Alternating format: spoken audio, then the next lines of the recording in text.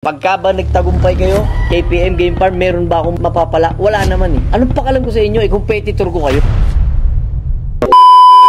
Hello, what's up mga pisan? Ayan, nandyan na naman ka at nandyan na naman ako. Ay mga pisan, habang nag-iisip ako ng content, biglang may nag-message sa akin, kaya gawin na lang din natin ang content. Napakaganda kasi ng message na to eh. Ayan, kay KPMA Game Farm. Sabi niya, Sir, good AM, idol ko po kayo. Sana lumago din ang aking manukan tulad ng sa inyo. Salamat boss at marami ako natututunan sa mga tips nyo po sa mga video. Thanks and more powers sa inyo. Ayan, napakagandang mensahe, KPMA Game Farm. Ayan, kita po natin kanyang simpleng manukan, napakaganda naman oh. Pero syempre ayan ito, pag-usapan natin kasi hindi lang naman ikaw nag-iisa. Marami tayong mga kaibigan na ganyan din. Si Rap47 from Rizal, kaibigan ko po yan, kumpare. At ang ating kaibigan na si JM Game Farm ng Quezon, Emirates Game Farm ng Pampanga, Evolution Game Farm ng Leyte. Kaya mga pisan no, kaya binanggit ko itong mga kaibigan natin. Tulad ni KPM Game Farm, nangarap din no. Tapos nakapag-start sila, ngayon Game Farm na po sila. Palakpakan natin. Iyan, isa pong malakas na palakpak.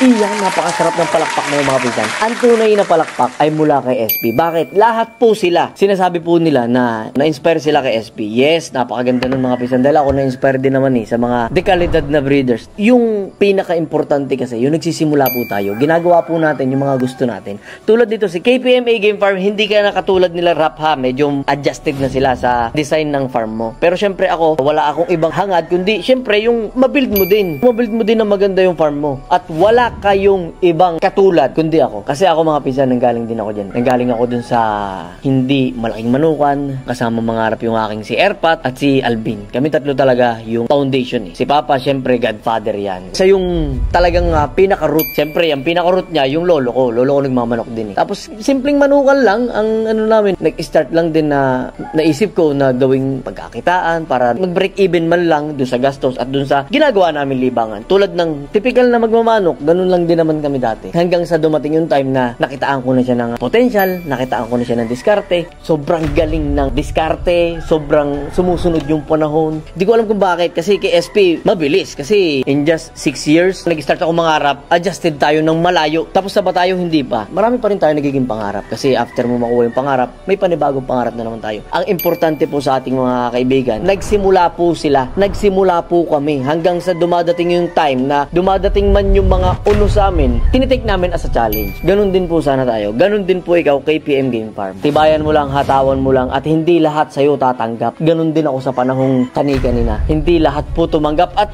hanggang sa ngayon, hindi po lahat tumatanggap sa atin. Meron po tayong mga batikos na sasaluhin, meron po tayong mga batikos na hindi natin matake, hinuhusgahan nila tayo. Ang pinakamagandang point lang, na ayaw nilang maging ako, pero naging ako yung gusto nilang maging sila. Di ba ang ganda?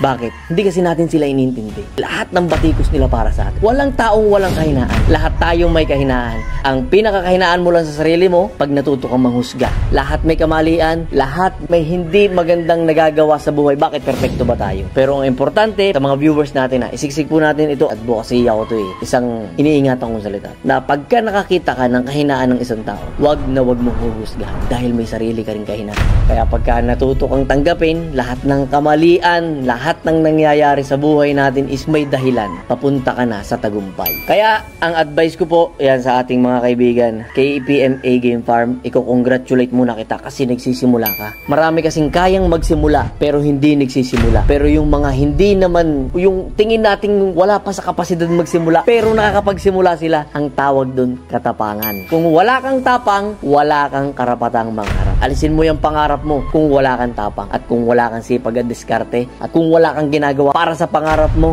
hindi pangarap yan. Ang tawag po dyan, pagpapantasya. Kasi tayong lahat pwede mangarap, pero hindi naman lahat gumagalaw. Kapag ang pangarap hindi mo ginalawan, pagpapantasya lang po yan. Pero once na tulad nito ni KPM Game Farm ay sinisimulan niya, 3 lang yung nakikita kong TP, 3, 4. Ako nagsimula din sa 6 na TP. Ngayon, ito na. May maganda na po tayong pundasyon. May mga taong nagpapasalamat ako dahil nagtitiwala po sa atin. May mga taong sumusuporta sa atin. May mga taong hanggang ngayon hindi pa tayo tanggap. Okay lang yan. Kasi hindi lahat talaga tayo kayang tanggapin. Ang importante, kakampi mo sarili mo.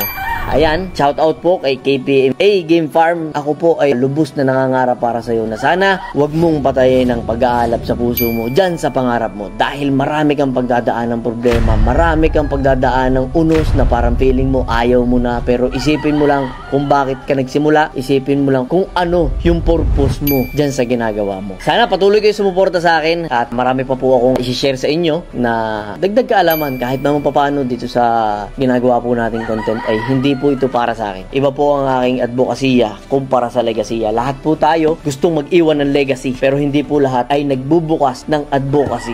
Advocacy ako po ito na hindi lang ako yung makapag-build Anong pakalam ko sa inyo? Anong pakalam ko sa inyo? Competitor ko kayo. Pero bakit gusto ko rin magkameron kayo? Which is advocacy. Pagka ba nagtagumpay kayo, KPM Game Farm, meron ba akong mapapala? Wala naman Masaya lang ako Yung pinagdadaanan nyo, makikita nyo rin yung dating kayo, which is yun yung nakikita ko sa inyo Yung dating ako. So kung nakita ko sa inyo, yung dating ako, alam ko nakikita nyo rin sa akin yung future na kayo.